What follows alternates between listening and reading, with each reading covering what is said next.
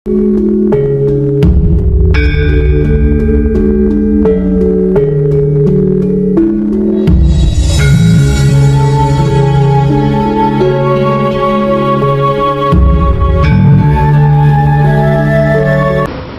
awalnya saya mengira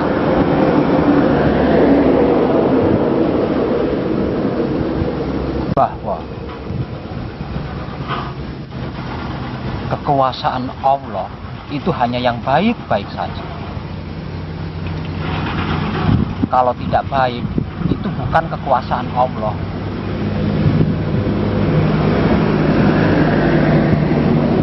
Padahal saya yakin, saya percaya, saya beriman kalau Allah itu esa, Allah itu tunggal, Allah itu hanya satu, tidak beranak dan tidak diperanakkan. Tapi saya meyakini, saya mempercayai, saya mengimani kalau baik itu berasal dari Allah, kalau buruk itu berasal dari setan, dari iblis kata-kata.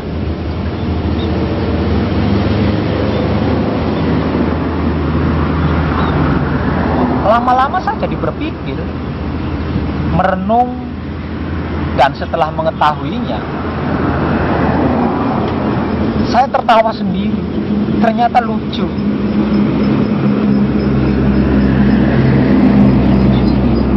Bagaimana tidak lucu? Lawang saya mempercayai, meyakini, bahkan mengimani bahwa Allah itu esa. Artinya Allah itu tunggal, satu, tidak dua. Tapi di sisi lain, saya juga mempercayai, meyakini, mengimani kalau baik itu dari Allah, kalau buruk itu dari setan, dari iblis. Kan lucu. Lucunya seperti ini. Kalau baik itu dari Allah, buruk itu dari iblis, dari setan, berarti kan Allah itu nggak esa, Tuhan itu nggak esa, Tuhan itu nggak satu. Tuhan itu ada dua. Satu, Tuhan yang berkuasa tentang kebaikan yaitu Allah. Dan yang kedua, Tuhan yang berkuasa tentang keburukan yaitu iblis atau setan. Coba Anda pikir, lucu kan? Bagi saya, Allah itu maha segalanya, tanpa terkecuali. Dan tidak selembar daun pun yang jatuh ke bumi ini tanpa kehendak Allah. Dan apapun itu yang menjadi kehendak Allah adalah benar.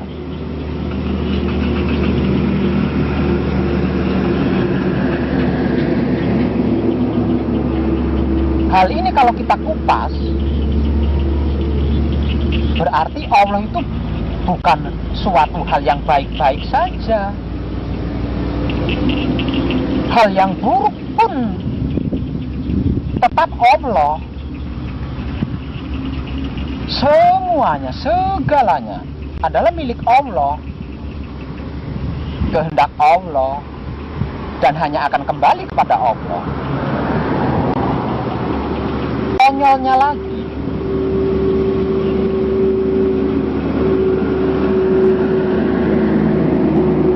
Allah itu maha jahat loh.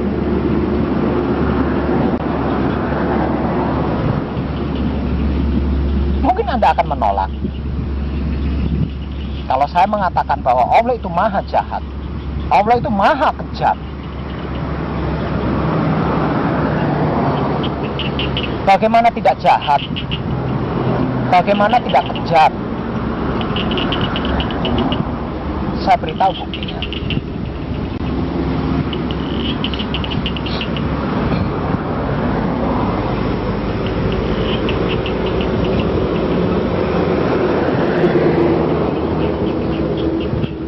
Menurut yang Anda ketahui,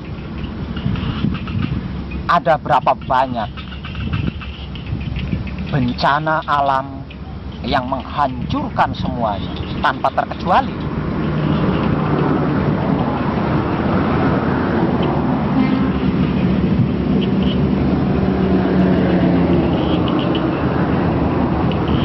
Dan semua bencana alam yang terjadi di dunia ini, menurut saya itu bukan peringatan dari Allah,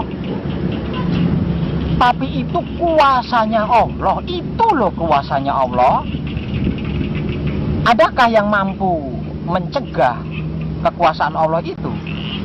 Tidak ada, bukan?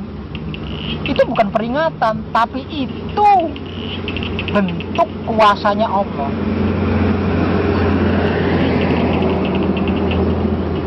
Coba Anda pikir, betapa kejamnya Allah, betapa jahatnya Allah. Tak kala Allah menunjukkan kuasanya, tidak peduli itu masih bayi, tidak peduli itu tidak berdosa, tidak peduli itu indah, tidak peduli itu apa saja, semuanya dihancurkan. Semuanya dihancurkan, semuanya dimusnahkan. Itu loh kekuasaan Allah. Maka berhati-hatilah,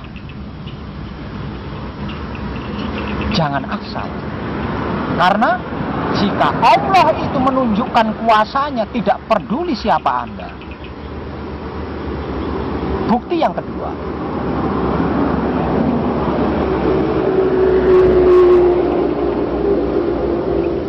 menurut yang Anda ketahui, ada berapa banyak jumlahnya orang miskin di dunia ini?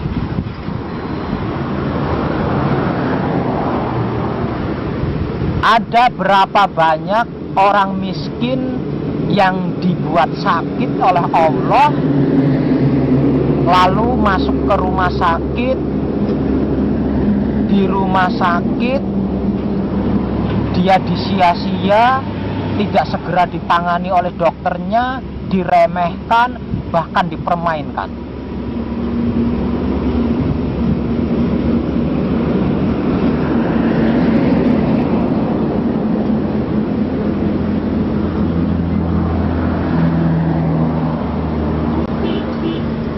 Coba Anda pikir,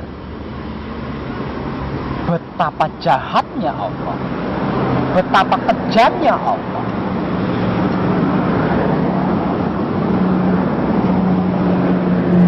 Orang miskin yang dibuat sakit, yang dimasukkan ke rumah sakit, yang di rumah sakit disia-sia, itu belum tentu orang berdosa loh. Belum tentu orang jahat. Tapi dalam kenyataannya, mereka mengalami kemiskinan, mereka mengalami sakit, mereka masuk ke rumah sakit dan disia-sia di rumah sakit. Bahkan konyolnya lagi, dilalap dan dimusnahkan oleh bencana alam yang terjadi.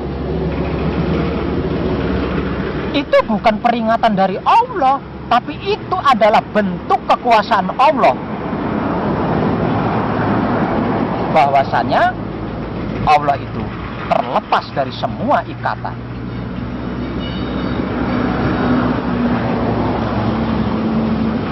Anda pikir saja ini.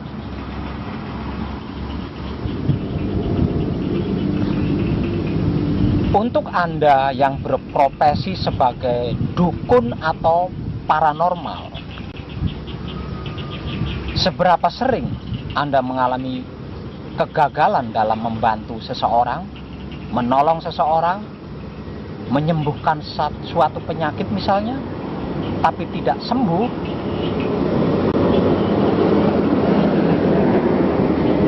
Atau membantu masalah orang, tapi tidak selesai, tidak terbantu. Untuk Anda yang berprofesi sebagai pedagang,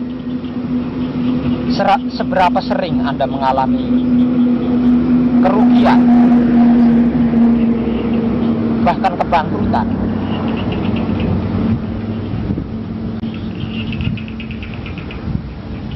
Untuk Anda yang berprofesi sebagai petani, pembisnis, dan lain sebagainya. Seberapa sering Anda mengalami kegagalan? Seberapa sering Anda mengalami jatuh bangun?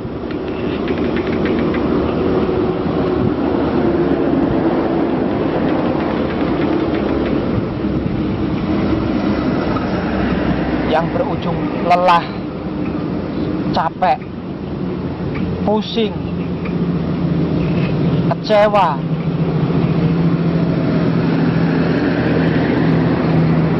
stres, bahkan sakit.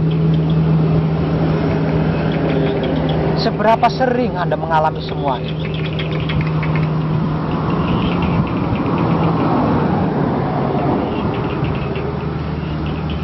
Dan itulah bentuk ketidakkekuasaan kita. Itulah wujud dari kelemahan kita sebagai manusia. Kita bukan Tuhan, kita bukan Allah.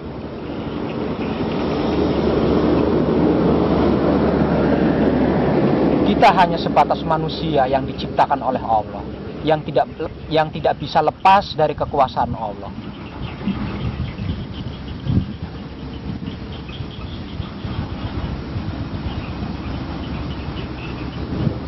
Dengan bencana demi bencana, dengan kegagalan demi kegagalan, tidak takutkah kita?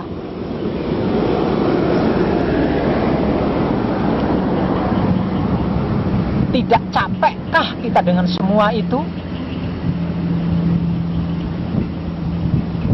Masihkah kita merasa wah, membanggakan diri?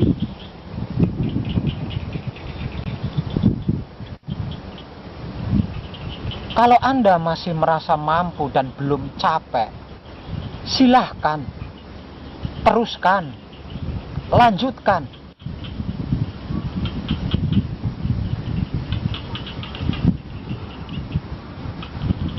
Dan Anda akan tetap mengalami nol, pusing, stres, gagal, dan gagal lagi.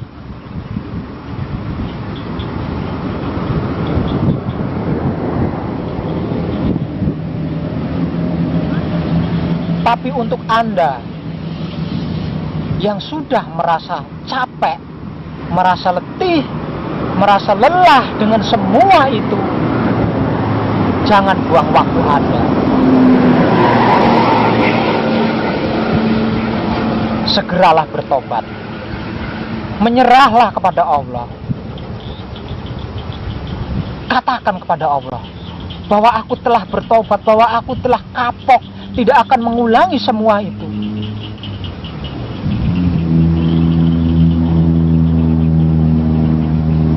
Dan di saat Anda kapok, di saat Anda bertobat, di saat Anda menyerah kepada Allah, Anda akan tahu sendiri apa yang akan terjadi. Allah akan berbuat untuk Anda. Bahkan Allah akan rela menjadi pembantu Anda, menjadi kedibal Anda untuk semua dan segala masalah Anda.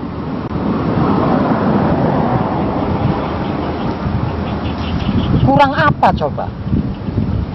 Kurang apa? Semua dan segalanya milik Allah, bukan selain Allah. Kita hanya disuruh beriman. Kita hanya disuruh beriman.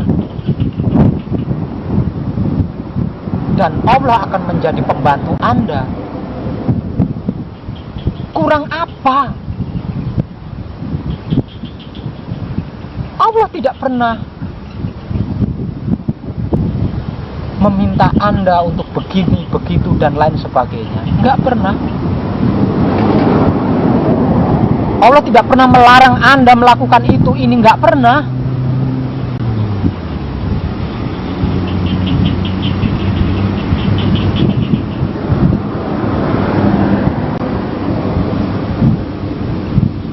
Allah tidak membutuhkan kita, kita yang membutuhkan Allah.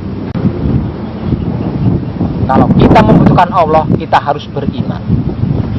Iman itu apa? Iman itu sederhana, gratis, nggak ribet. Iman itu pasrah kepada Tuhan, menerima Tuhan, mempersilahkan Tuhan, merasakan Tuhan, menebar cinta kasih sayang Tuhan. Itu saja. Susahnya di mana? Sulitnya di mana? Lawang cuma pasrah, menerima, mempersilahkan, merasakan, menebar cinta kasih sayang Tuhan. Letak sulitnya di mana? Letak susahnya di mana? Letak rumitnya di mana?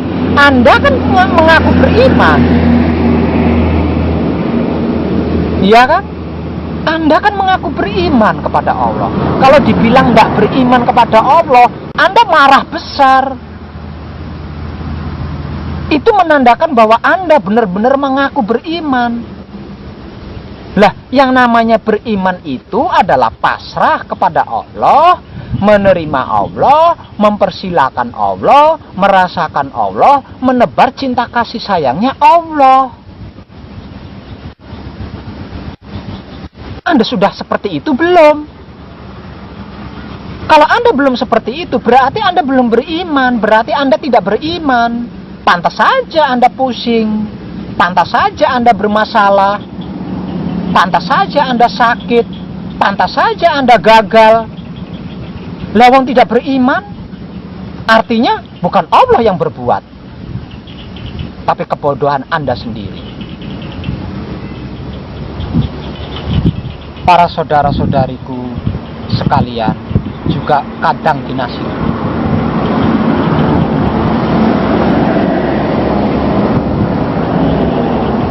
Berpuluh-puluh tahun kita mengaku beriman, merasa beriman, tapi dalam kenyataannya kita belum beriman, kita tidak beriman.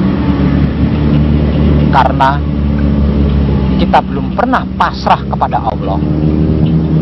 Kita belum pernah menerima Allah. Kita belum pernah mempersilahkan Allah. Kita belum pernah merasakan Allah. Bahkan kita belum pernah menebar cinta kasih sayangnya Allah.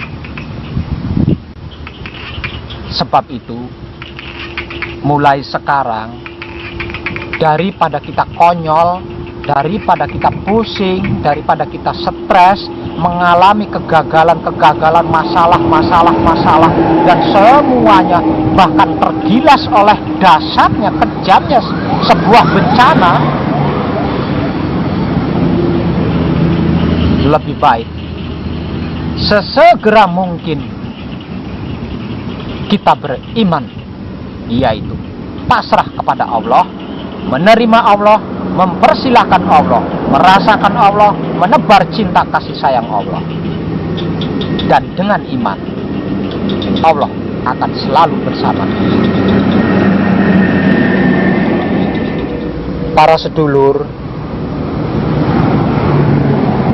dan para kadang dinasiku sekalian,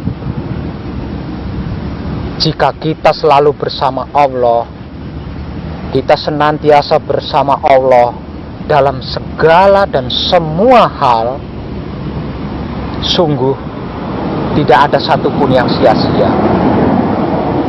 Semuanya indah, semuanya berkah, semuanya membahagiakan. Sebab itu, jangan buang waktumu, jangan buang kesempatanmu dengan sia-sia. Capeklah dengan semua kegagalan-kegagalan itu. Capeklah dan segeralah menyerah.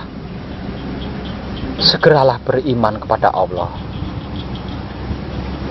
Dalam arti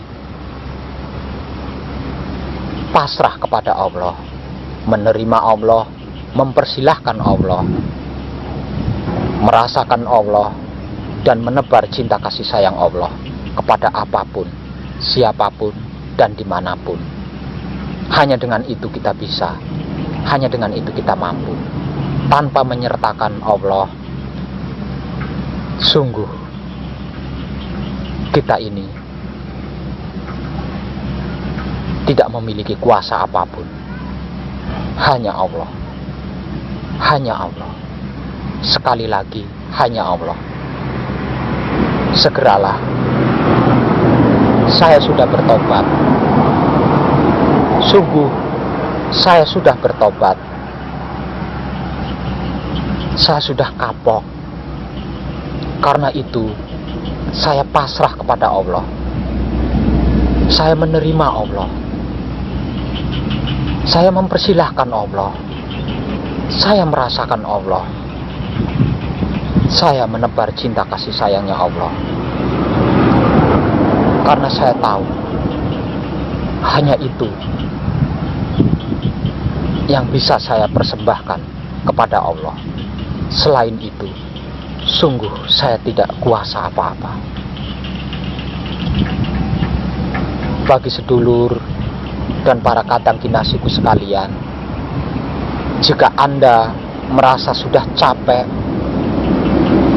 jika Anda merasa sudah tidak kuat lagi menghadapi masalah-masalah itu, menghadapi bencana-bencana itu, mengalami kegagalan-kegagalan itu, jangan buang kesempatan Anda. Segeralah bertobat, segeralah pasrah, segeralah menyerah, kapok kepada Allah. Katakan, aku tidak kuasa Allah, aku kapok Allah, aku bertobat Allah, aku bertobat hanya kepadamu. Pasrahlah kepada Allah, menerimalah Allah, persilahkanlah Allah, rasakanlah Allah, dan tebarlah cinta kasih sayang Allah kepada apapun dan siapapun serta dimanapun. Lalu perhatikan apa yang akan terjadi. Saya Wong Edan Bagu, terima kasih.